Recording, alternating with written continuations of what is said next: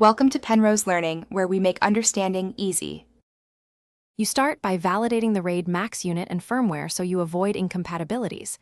Once done, power the device and confirm network connectivity. You must log in as an admin and load the perimeter map that lists all entry points, sensors, and cameras.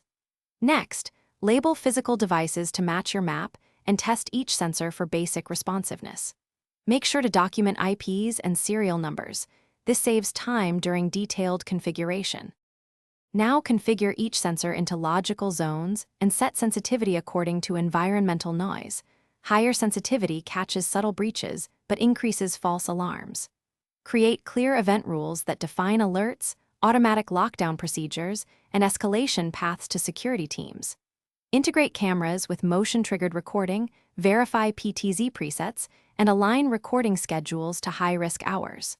Once rules are active, finish by running full validation, simulated breaches, response timing, and end-to-end alert delivery to on-call personnel.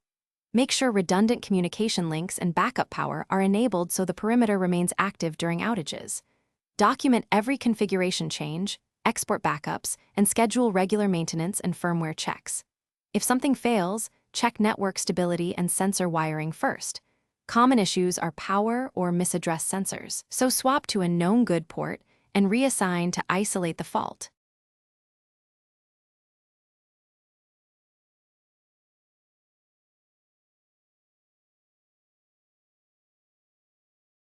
Thanks for watching. If this was helpful, leave a like and consider subscribing. See you next time.